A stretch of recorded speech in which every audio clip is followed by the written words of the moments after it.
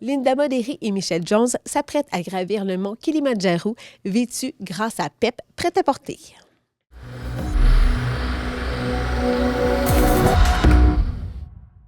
Polar, puis ça. Tu mets pas 23 couches. Là. Les partenaires d'affaires d'assurance Michel Jones à la chute se préparent à vivre toute une aventure du 10 au 25 février prochain en Tanzanie au profit de la Fondation Jérémy Paradis. L'idée m'est venue, j'ai fait la traversée du désert du Sahara il y a 1 an et demi environ pour la Fondation québécoise du cancer. Et de là, j'ai rencontré ma guide qui est devenue une amie et on a parlé de fil en aiguille, puis on s'est rencontrés par la suite. Elle l'a déjà fait 4 fois. Puis j'ai décidé d'organiser un groupe puis de choisir la fondation de mon choix et tout ça. Puis je trouvais que c'était, d'emblée, mon idée première était vraiment la Fondation Jérémy Paradis. Ça a commencé quand? La cause a d'ailleurs touché le cœur du propriétaire sortant de PEP Prêt-à-porter, Paul Parizeau, qui a cédé les rênes de cette entreprise familiale depuis 1946 à son fils Pierre-Étienne. Bien, en fait, Michel et Linda nous ont approchés pour nous dévoiler qu'ils allaient faire la montée du Kilimandjaro pour la Fondation Jérémy Paradis pour ramasser des fonds. Alors, ils demandaient si on était prêts à collaborer pour des uniformes, des vêtements techniques pour la montée. Et puis, nous autres, bien, quand on a su là, que c'était pour la Fondation, puis Michel, qui est un ami, on a embarqué de plein pied dans le projet avec eux. Puis on leur a commandité l'ensemble, là, le manteau, coupe-vent, la doudoune de chaleur, puis les pantalons pour leur montée.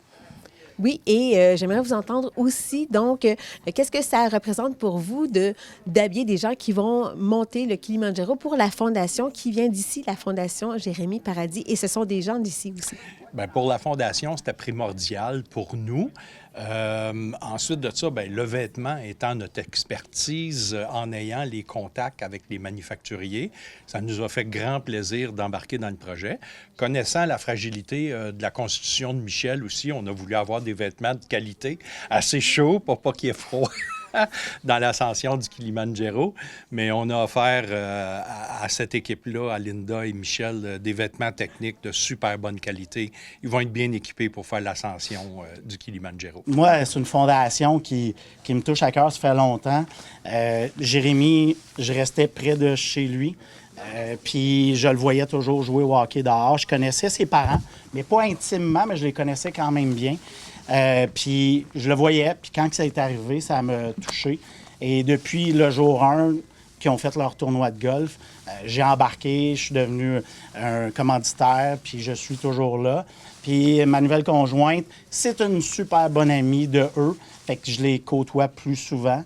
Puis Jérémy, c'est un jeune sportif, puis il redonne dans la région. Qu'est-ce qui est le fun, c'est qu'ils ont une page Facebook. On voit qu'est-ce qu'ils donnent. On sait où que l'argent va. Ils encouragent les gens locaux pour acheter les biens. Puis j'ai déjà été entraîneur de baseball. J'ai déjà vu des enfants qui sont venus jouer dans mon équipe puis qui étaient commandités par la Fondation, leur équipement. Fait que, tu sais, on voit le réel puis on voit la réalité. Ils travaillent très fort pour cette fondation-là. Puis c'est pour ça que ça me fait plaisir de donner à cette fondation-là. Et vous, de votre côté? De mon côté, c'est un peu ça aussi. C'est vraiment de la région. On voit leur implication. Ils sont tellement impliqués, tout ce qu'ils donnent, leur dévouement pour les jeunes qui en ont besoin. On sait que le sport fait toute la différence au travers de l'enfance et puis après l'adolescence et tout ça. Ça peut changer un parcours de vie. Donc, c'était ça, puis c'est régional. Et c'est sûr que je les regarde aller. Sylvain et Mélanie sont inspirants. Je trouvais aussi que le Kilimandjaro présentait le côté sport, détermination, continuer malgré toutes les embûches, toute la difficulté. On continue à avancer. Je pense que ça représente bien la Fondation et Sylvain et Mélanie aussi. Puis Jérémy va être avec nous autres. On a une photo de Jérémy. Oui. On a hâte d'être rendu en haut puis prendre une photo. Puis Sylvain, il était supposé de peut-être venir avec nous. Malheureusement, avec son travail, c'était un peu compliqué. Je sais qu'il s'en va faire Compostelle, puis il aurait aimé ça être avec nous. Mais on est vraiment choyés. Puis on les emmène. On a appris dernièrement qu'ils s'en viennent rejoindre le groupe avant qu'on parte en avion. Ils ne connaissent pas le reste du groupe. Ils s'en viennent nous rejoindre à Montréal pour saluer tous les gens qui vont ramasser des sous pour la Fondation. Et combien d'argent est-ce que vous espérez amasser pour la cause? Bien, au début, on n'avait pas de montant. J'avais un chiffre 5 000. On est tout proche. Il n'en manque pas gros. Puis c'est ça qu'on veut, c'est qu'on a créé une page, le Kili pour Jérémie 2025. Les gens vont pouvoir nous suivre online. On va avoir un traceur GPS avec nous. Puis aussi, il y a un lien si les gens veulent faire un don pour encourager la Fondation. Ils vont sur cette page-là, il y a le lien. Fait que nous, on veut ramasser le plus de sous pour la Fondation. On aimerait ça donner 7 000, 10 000, on ne le sait pas, mais on est tout près de 5 000, on est déjà quand même fiers, surtout qu'on beaucoup de gens ne sont pas de la région, qui connaissent moins la Fondation. Fait qu'on aimerait ça que, justement, les commerçants de la région, on s'encourage tous, Pep l'a bien montré, de donner à la Fondation. À ce moment-ci de l'année, ils ont juste... Puis c'est 100 des dons qui est remis à la Fondation. Ouais. Nous, on a vraiment assumé tout ce qui était du voyage, l'équipement, tout ça. Fait que 100 des dons de la page, si vous envoyez un courriel à la Fondation, va être remis automatiquement et directement à eux. À eux. D'accord. Fait qu'on va le savoir vraiment quand on va revenir, s'il y a eu beaucoup de dons qui ont été donnés en plus. Vous avez parlé un peu de la préparation, mais dites-nous-en davantage. Vous avez gravi des différents monts. Vous êtes préparé de quelle façon? De plusieurs façons différentes, là, mais oui, c'est sûr que régulièrement, il faut faire des montagnes. C'est une des meilleures pratiques pour aussi tester l'équipement, les bottes, nos bâtons et tout ça. Fait qu'il y a eu ça. Il y a aussi du cardio, spinning.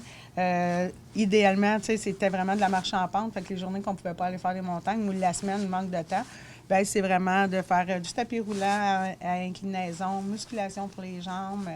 Fait que, un combiné de tout ça là, dans la dernière année de façon régulière. Fait que c'est sûr que c'était une grosse année. En gros, c'est ça. C'est de mettre le plus de millage possible sur les jambes, marcher beaucoup, marcher à 12 degrés tout le temps, à 6, on bouge, c'est de bouger. Puis, mais là-bas, on va être honnête, on peut être le plus en forme ou le moins en forme. L'atmosphère, si la montagne ne veut pas qu'on monte, l'altitude... Il y en a des gens qui sont super en forme qui ne réussissent pas parce que l'altitude ne sont pas capables. Fait que c'est vraiment rendu là qu'on va le savoir. Il n'y a pas de préparation pour ça. On pourrait y aller là, le réussir, puis retourner dans un mois, puis pas le réussir. Fait qu'on ne le sait pas. Donc, c'est une option que vous avez envisagée quand même. C'est une possibilité. Vous aimeriez atteindre le sommet. C'est de se rendre en haut, mais premièrement, de le faire, c'est déjà une grosse étape. C'est de le réussir, mais pas à se rendre malade pour... Mais ça fait partie du challenge aussi, parce que ça, c'est, comme Michel dit, qu'on soit en forme ou pas, on pourrait l'essayer 2 ans après en étant moins en forme, puis ça va passer, puis là, cette fois-ci, non. Donc, c'est vraiment 50-50, puis ça, c'est le corps qui décide cette fois-là s'il réagit ou pas, parce qu'il n'y a pas de préparation. Il n'y a pas rien qui peut guérir le mal de l'altitude en montagne. C'est vraiment de redescendre à ce moment-là. Il n'y a pas d'autre option. On peut prendre du Diamox qui aide à la respiration, qui ouvre les voies et tout ça, qui va nous aider en altitude. Mais ça ne peut pas faire de miracle non plus si le corps décide de ne pas le prendre. Moi, pourquoi que je me fie beaucoup à Linda dans ce voyage-là, c'est la première fois que je fais un voyage que je suis moins au courant, mais... Contact Amérique, première des choses, on prend le chemin le plus long, mais le plus facile. Au lieu de le faire, il y en a qui le font en 6, 7 jours. Nous, on le fait en 8 jours. Puis son taux de réussite est à 98 %. Mais je pense que le mental, comme qu'elle nous disait, c'est 80 % puis 20 % le physique. Fait que le mental, c'est sûr qu'il y a des journées que ça va être plus difficile. On va penser au monde qui sont ici puis qui pensent à nous. Ça va nous donner de l'énergie, mais c'est ça. C'est la résilience qui embarque. Puis dans le défi aussi, en tant que tel, c'est pas seulement la marche, l'altitude et tout ça, c'est tout le confort. Souvent, on ne dort pas en altitude. Donc, les journées, quand le lendemain, il faut que tu te lèves et que tu fasses encore 10 heures de marche en montagne, en altitude, c'est pas toujours évident. Donc, c'est vraiment... puis on s'entend, les soins de base, c'est de base. C'est comme qu'elle vient de dire, tu sais, confort, moi, je pas habitué. Je suis un gars qui voyage avec une valise assez...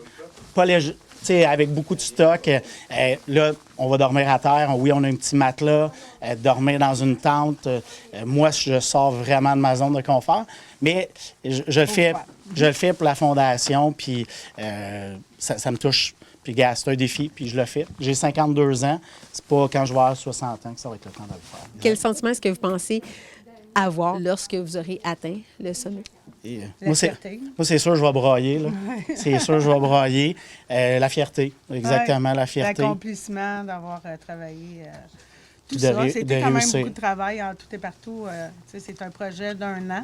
On a commencé à en parler dernièrement parce que c'est ça. Le recrutement, tout ça, c'était quand même difficile. Ça a demandé beaucoup de temps. L'organisation aussi, autant avec les guides, l'équipe locale là-bas, qu'ici, Contact Amérique, c'était vraiment une grosse année. Fait que l'accomplissement de tout ça, ça va être la fierté. On va être content. Ouais. Là, j'ai mis mon cocon. Là, ma blonde, elle riait. L'agence Contact Amérique Voyage organise la planification de ce périple qui compte 9 personnes, dont Linda Modéré et Michel Jones.